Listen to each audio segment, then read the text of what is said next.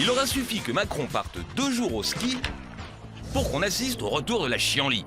Alors qu'il faisait confiance à Castaner pour surveiller les gilets jaunes, son fidèle lieutenant lui a plombé ses vacances. Macron a dû revenir en catastrophe pour reprendre les choses en main. Les Champs-Élysées, ce qui s'est passé, ça ne s'appelle plus une manifestation. Et donc je veux qu'on analyse très précisément les choses et que dans les meilleurs délais, on puisse prendre des décisions forte. Pauvre Castaner, sa priorité absolue, c'était pourtant de se faire bien voir par son patron. De peur que Macron ne retrouve son bureau saccagé en rentrant de vacances, il avait donc mis le paquet sur la protection de l'Élysée. En revanche, là où Castaner a été excellent, c'est après la bataille, face aux caméras de télé pour afficher son soutien aux policiers. Moi je sais que les bras des défenseurs de notre liberté chérie, c'est vous. Pas de doute, c'est un pro de la com. Mais est-ce que ça suffit pour être un bon ministre? Il y a 3 mois, après le saccage de l'Arc de Triomphe, il semblait pourtant avoir fait le bon diagnostic. Et face à ces nouvelles formes de violence, on voit qu'on a des doctrines qui ne sont plus adaptées à la réalité des violences dont on fait l'objet. Oui, mais voilà, 3 mois plus tard, rien n'a changé et les saccages ont recommencé. Pourtant, Macron soutient toujours Castaner et pour ne pas le griller, il a fait sauter le préfet de police comme un fusible. Après l'échec de Castaner, Macron se retrouve donc en première ligne face à ses responsabilités. Sauf qu'en mobilisant les soldats de l'opération Sentinelle pour surveiller les bâtiments stratégiques, Macron a pris un risque. Si ces bâtiments sont assaillis par les gilets jaunes, les soldats devront-ils utiliser leurs fusils pour se défendre? C'était l'édito de Blacko, mise en image de Julien Graff. Voilà. Alors, le préfet a été viré, donc c'est un fusible. Et Emmanuel Macron avait dit être contre la République des fusibles. Alors là, c'est un peu...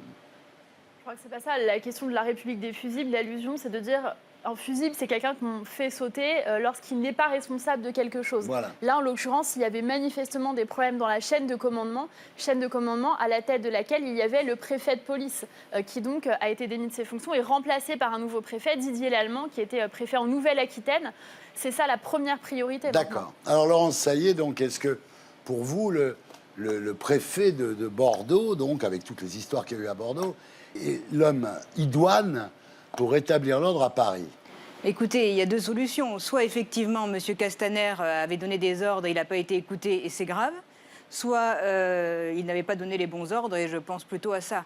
En fait, ce qui se passe très clairement, c'est que le président de la République a tellement peur d'être accusé de répression qu'il a levé le pied sur la sécurité, contrairement à ce qu'ils avaient fait en décembre où ça s'était plutôt bien passé après le saccage de l'Arc de Triomphe.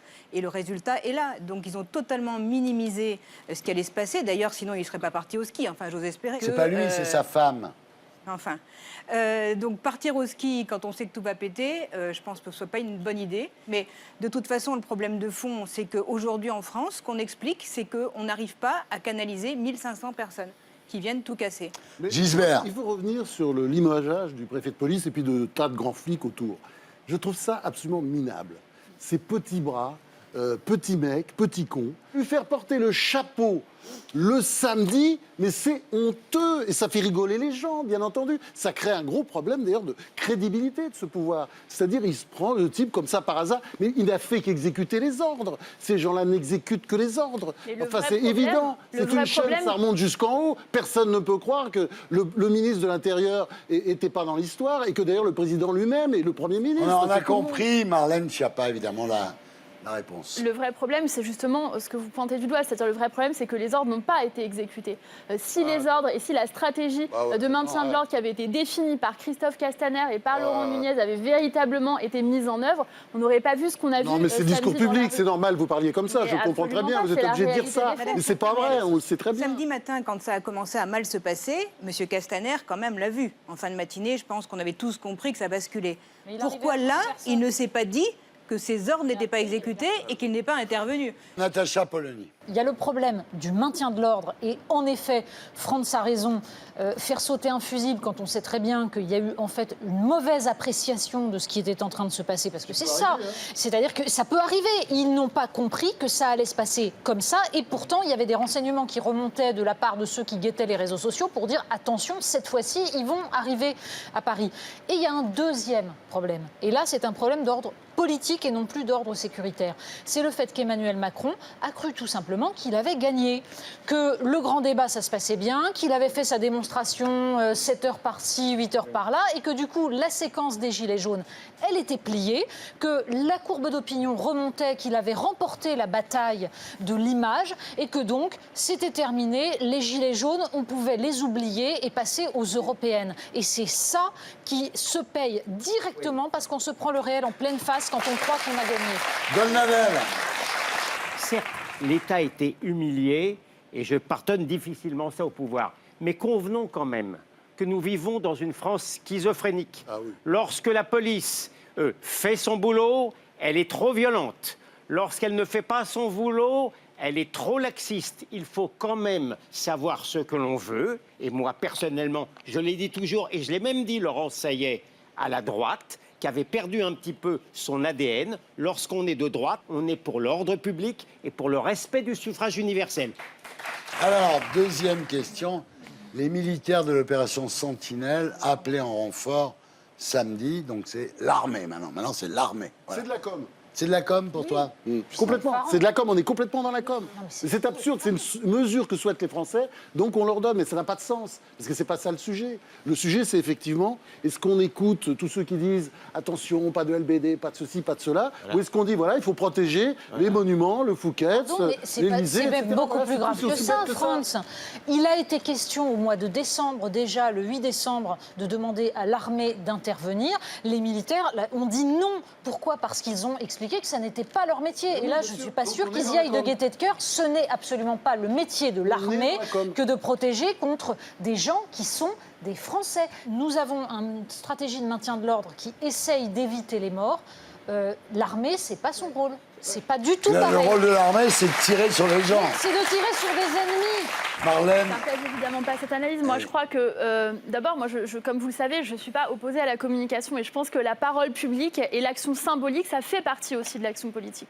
Et de la même manière, quand Laurent Wauquiez, par exemple, enfile un gilet jaune ou quand un certain nombre de responsables politiques appellent à la haine, soutiennent les casseurs, eh bien, je crois qu'il y a une responsabilité de la parole publique qui est extrêmement dangereuse. Vous parlez de la France insoumise, Non, là. je parle de différents responsables politiques. J'ai cité Laurent Wauquiez, il y en a d'autres un peu Il y a partout. le Rassemblement national, il y a Il y en a Raquel absolument Garrido. partout. Des gens qui n'ont pas condamné les violences immédiatement. Moi, je crois que dès le mois de novembre, il fallait immédiatement condamner les casseurs, les violences, les attaques contre la République, les attaques contre l'Arc de Triomphe. Une grande partie, en tout cas, des commentateurs ont passé leur temps à jeter l'opprobre sur les forces de l'ordre, en les accusant de tous les maux. Bien sûr, C'est absolument pas vrai, Marlène Schiappa. Enfin, non. Bien sûr que Bien. si. C'est la première chose. Et la deuxième chose, c'est qu'il faut remettre aussi les choses dans leur contexte. Moi, je veux bien qu'on fasse croire que le président de la République est parti en vacances au ski. La vérité, c'est pas ça. Il revenait d'un déplacement international très long en Afrique qui succédait à un précédent déplacement, qui succédait lui-même à de nombreux ateliers du Grand Débat. Et vous savez qu'un atelier du Grand Débat, pour lui, c'est pas un quart d'heure, je fais une photo et je m'en vais, c'est 5 heures, 6 heures, 8 heures le dernier. Il est parti, je crois, à l'espace de 6h30, quelque chose comme ça, retrouver sa famille et ses amis avant de revenir. Et s'il avait été là, bien sûr, mais on Au peut niveau dire, de l'image, c'est pas on peut se terrible. dire les choses franchement. On est dans un pays où tout le monde blâme le président et tout le monde attend tout du président. Il pleut, c'est de la faute du président. mais vous comprenez qu'aujourd'hui, Elle a raison, elle a raison. Très bien. Vous avez raison. Non, mais C'est je vrai sais. qu'on est dans un trip. Très bien. Quand c'est pas Macron, c'est Castaner. Bien sûr. Il y a du bashing perpétuel. Bien, Monia. Il y a eu du flottement.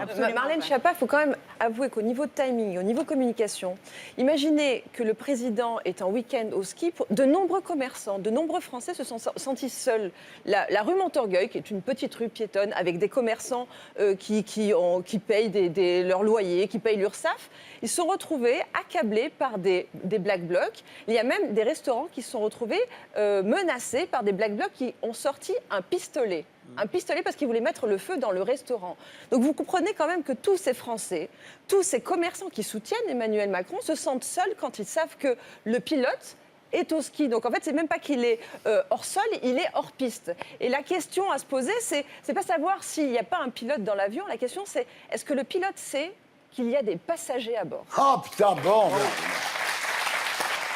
J'imagine que vous allez me répondre que le pilote le sait, donc je vous pose même pas la question. Non, la vraie question, c'est est-ce que l'État joue le pourrissement ou est-ce qu'il est inefficace? Natacha? Je pense qu'il y a eu deux réponses à ce mouvement de la part du gouvernement. Dès le départ, il y a eu tout de même la volonté, en effet, de mêler les casseurs et les gilets jaunes dans une espèce d'opprobre sur le thème « ce sont des factieux ». Dès le départ, ceux qui ne cassaient pas, les vrais gilets jaunes, avaient été taxés de factieux. Donc, vous perdiez totalement toute capacité à nommer correctement. Deuxième chose, deuxième réponse du gouvernement, le grand débat, en effet. C'est surtout le président qui a parlé, mais surtout, et on attend toujours de savoir ce que vont donner les actions des citoyens qui, eux, se sont engagés, mais surtout, le président de la République nous a expliqué qu'il allait continuer les consultations jusqu'aux européennes. Donc ça s'est transformé en fait en campagne pour les européennes.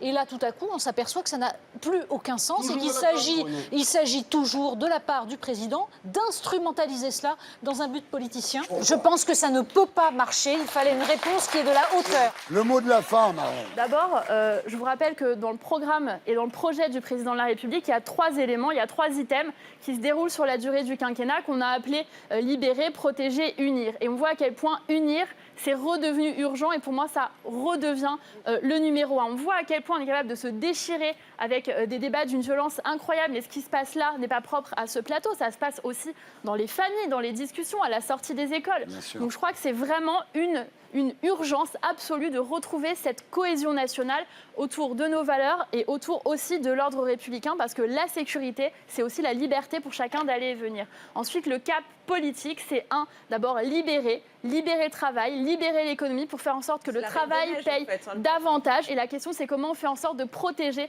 davantage, d'avoir des mesures de protection sociale parmi les réponses qui ont été données par le président, parce qu'on fait depuis tout à l'heure comme s'il avait été caché, silencieux depuis le début du mouvement des Gilets jaunes. Ce n'est pas le cas. Je rappelle qu'il y a eu cet engagement de l'État de 10 milliards d'euros avec des mesures d'urgence économique et sociale très fortes et qu'à l'issue du grand débat, il y aura des mesures importantes. Le président va renverser la table et annoncer des mesures fortes pour que chacun se sente partie prenante de la démocratie et de la vie citoyenne. Dieu vous entende. Merci d'avoir été avec nous, Laurence Saillet. En hommage à Christophe Castaner, son nouveau jingle. Je danse le quilla.